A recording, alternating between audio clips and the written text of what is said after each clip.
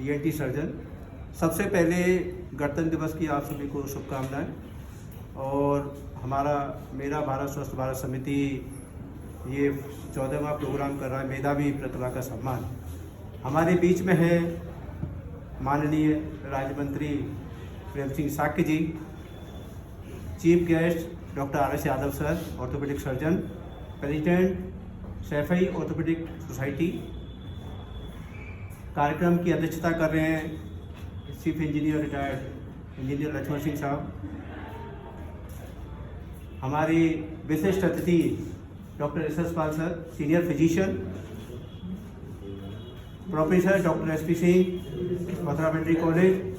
हमारे बीच में है प्रिंसिपल साहब डिग्री कॉलेज के डॉक्टर अजहर यादव जी, और गणमान्य आप लोग और मेधावी प्रतिभा। सभी पापों का न करना, कुशल कर्मों का करना तथा स्वयं के चित्त की परिशुद्धि करना, यही बुद्ध की शिक्षा है। सुचरित धर्म का आचरण करें, दुराचार न करें। धम्मचारी इहलोक और परलोक दोनों जगह सुखपूर्वक सोता है। बहुत बोलने से कोई धर्मधर नहीं होता, बल्कि जो थोड़ा सुनकर शरीर से धर्म को साक्षात करता है और धर्म के प्रति लापरवाही नहीं करता, धर्मधर होता है।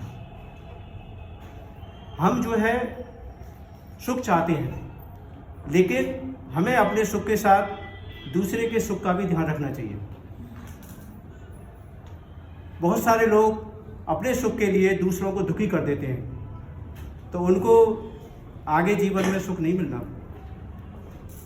और जैसे पुराने समय में जो युद्ध होते थे, तो संग्राम में शिक्षित हाथी चलता था, राजा उस पर बैठता था।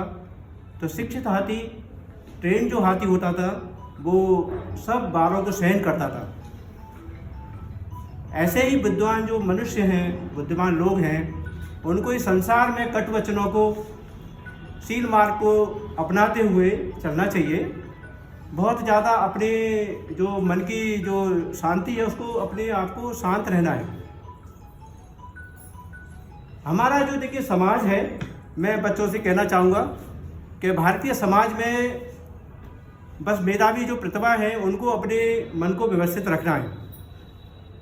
आज हम बच्चों को सम्मानित कर रहे हैं, तो जो मेधावी प्रतिभा अपना मन की जो अपने एकाग्रता है, उसको हमेशा बना के रखें। कई बार अप डाउन आते हैं परिवार में, मदर फादर भी कई बार सहयोग नहीं कर पाते, लेकिन उनको अपनी मन की एकाग्रता को रखना है और अपनी जो फोकस है वो अपनी पढ़ाई पर रखना चाहिए।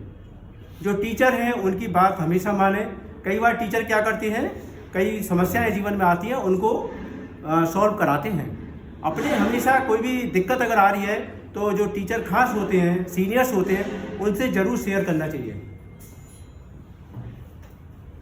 और सबसे बड़ी बात क्या है, स्वास्थ्य। जैसे मैं ईएनटी सर्जन हूँ, हमारा स्वास्थ्य जो है हमारे अनुकूल नहीं रहेगा तो पढ़ाई नहीं हो पाएगी।